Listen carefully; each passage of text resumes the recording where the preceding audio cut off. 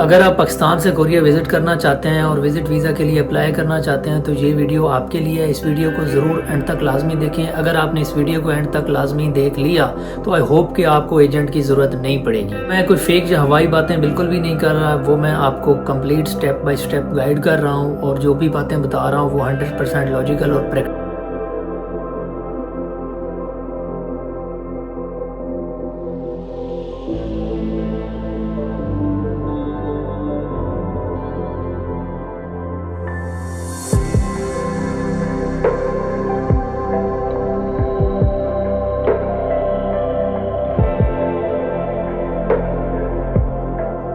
अस्सलामुअलैकुम एवरीवन, मेरा नाम अफसान हैदर है। मैं कोरिया के अंदर कुछ अरसे से रह रहा हूँ और कोरिया को ऑब्जर्व कर रहा हूँ। बहुत सारे लोगों को कोरिया आने का शौक़ होता है। तो अगर आपको कोरिया आने का शौक़ है और आप विज़िट वीज़ा अप्लाई करना चाहते हैं तो अप्लाई करने का स्टेप बाय स्टेप प्रोसीजर क्या होता है इस वीडियो में मैं आपको बताऊँगा।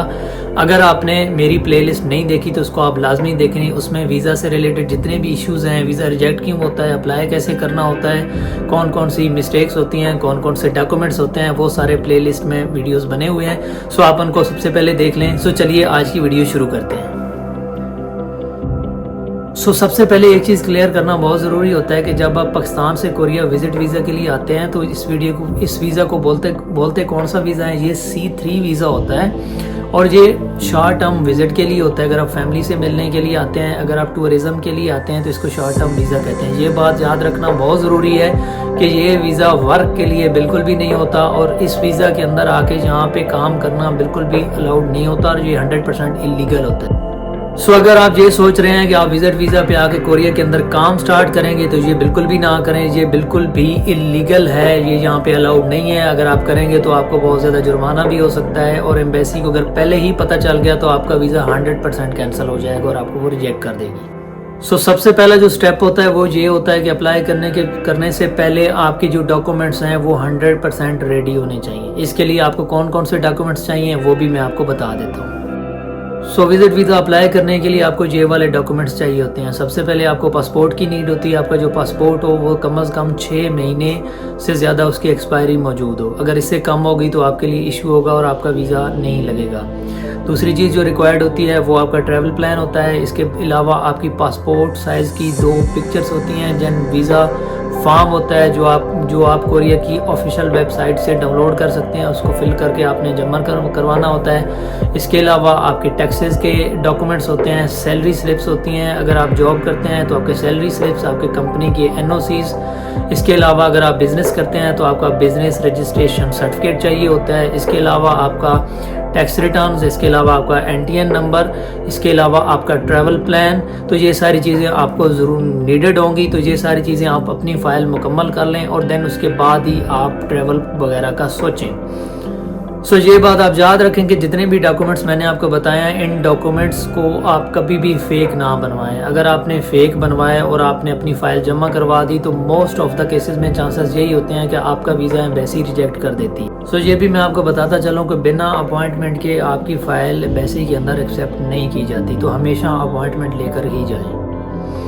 अब अपॉइंटमेंट का मतलब क्या होता है? अपॉइंटमेंट का मतलब ये होता है कि आपको एम्बेसी एक स्पेसिफिक डेट और टाइम देती है। उस डेट और टाइम के अंदर आप पर्सनली जाकर अपनी फ़ाइल सबमिट करते हैं। यहाँ पर एक और चीज़ गाइड करना बहुत ज़रूरी है कि जो कोरिया का वीज़ा होता है इसकी फ़ीस कितनी होती है। तो जो कोरिया का वीज़ा होता है इसकी फ़ीस होती है तकरीबन 40 से लेकर $90। ये भी मैं आपको बताता चलूँ कि अगर आपका वीज़ा रिजेक्ट हो जाता है तो आप एम्बेसी को जो फ़ी पे करते हैं वो फ़ी आपको रिफ़ंड नहीं होती। तो आप एम्बेसी के अंदर अपने डॉक्यूमेंट्स, अपनी फ़ाइल सबमिट करते हैं। सबमिट करवाने के बाद अगर एम्बेसी को ज़रूरी लगे तो आपसे कुछ वेरिफिकेशन वगैरह कर लेती है, आपसे आपकी कुछ चीज़ें पूछ सकती है और ये ज़रूरी नहीं होता। तो आप सबमिट करवाने के बाद आपको एक रसीद मिल जाती है जो आप अपने पास रखते हैं। अगली बात ये भी मैं आपको बताता चलूँ कि हर केस में इंटरव्यू लाजमी नहीं होता, लेकिन अगर आपके डॉक्यूमेंट से एम्बेसी क्लियर ना हो और उसको लॉजिकल ना लगे, उसको थोड़ा सा डाउट हो जाए तो वो आपको मेल कर सकती है या आपको फ़ोन कॉल कर सकती है जिसमें वो आपको बुला सकती है फर्दर इंटरव्यू के लिए। इंटरव्यू में आपसे क्या पूछा जा सकता है उसके लिए मैं एक फ़र्दर वीडियो बना चुका हूँ पहले ही। उस वीडियो को आप लाजमी देखें, आपको समझ आ जाएगा कि एम्बेसी आपसे कौन कौन से सवाल पूछ सकती है। जब आप डॉक्यूमेंट सबमिट कर देते हैं तो इसके बाद प्रोसेसिंग टाइम शुरू हो जाता है, और ये प्रोसेसिंग टाइम जो होता है एम्बेसी की तरफ से तकरीबन 20 से लेकर 30 दिन का होता है। ये जल्दी भी हो सकता है, ये देर से भी हो सकता है, वो डिपेंड अपॉन आपकी फ़ाइल पे होता है, आपकी फ़ाइल की स्ट्रेंथ पे होता है। अगर आपकी फ़ाइल स्ट्रॉन्ग हो तो जल्दी हो जाता है, अगर आपकी फ़ाइल वीक हो तो थोड़ा टाइम ज़्यादा भी लग सकता है। और इवन दैट के एम्बेसी आपको कॉल करके या ईमेल करके आपको बुला भी सकती है फर्दर इंटरव्यू के लिए, लेकिन ऐसा सिर्फ उस सूरत में होता है जब एम्बेसी आपके डॉक्यूमेंट से डाउटफुल हो जाए तो वो आपको बुलाकर क्लियर कर लेती है।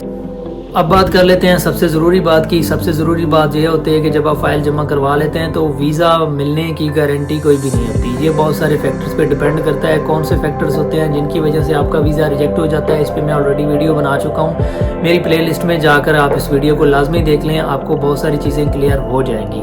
अगर आपके डॉक्यूमेंट्स सही हों, आपके डॉक्यूमेंट्स में कोई मसला ना हो, आपका ट्रैवल प्लान ठीक हो, आपकी टिकट्स वगैरह ठीक हों, रिटर्न टिकट्स सही हों, बुकिंग सही हों, तो फिर आपको वीज़ा विद इन 20 डेज़ के अंदर मोस्ट ऑफ द केसेस में मिल जाता है। लेकिन अगर आपके डॉक्यूमेंट्स में कोई चीज़ फेक हो, कोई डाउटफुल चीज़ें हो, तो फिर मोस्ट ऑफ द केसेस में आपका वीज़ा रिजेक्ट भी हो जाता है। स्पेशली बहुत सारे लोगों को ये भी नहीं पता होता कि डमी और फेक बुकिंग क्या चीज़ होती हैं, तो उसको जानने के लिए आप मेरी पिछली वीडियो को देख लें, आपको क्लियर हो जाएगा कि डमी और फेक बुकिंग्स में क्या फ़र्क होता है और फेक बुकिंग से क्या नुकसान होता है, और जो डमी बुकिंग होती है वो क्या होता है।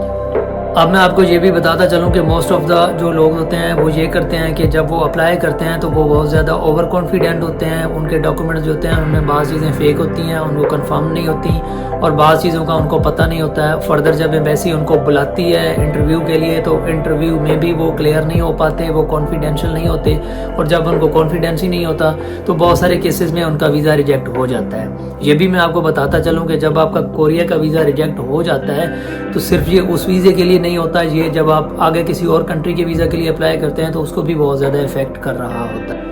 मेरा ये वीडियोस बनाने का सबसे बड़ा मकसद ये होता है कि बहुत सारे लोग अप्लाई करते हैं और वो कंफ्यूज होती हैं, बहुत सारी चीज़ों के अंदर उनको कंफ्यूजन होती है, लॉजिकल चीज़ें उनको पता नहीं होता, स्पेशली ट्रैवल के एक्सपेंसेस का पता नहीं होता। दूसरी चीज़ ये है कि उनको डॉक्यूमेंट्स का पता नहीं होता, बाज़ का डमी और फेक का नहीं पता होता, तो बहुत सारी ट्रैवल हिस्ट्री का पता नहीं होता, जो है ना वो बहुत सारी मिस्टेक्स कर जाते हैं जिसकी वजह से उनके पैसे भी ज़ाया हो जाते हैं, उनका टाइम भी ज़ाया हो जाता है।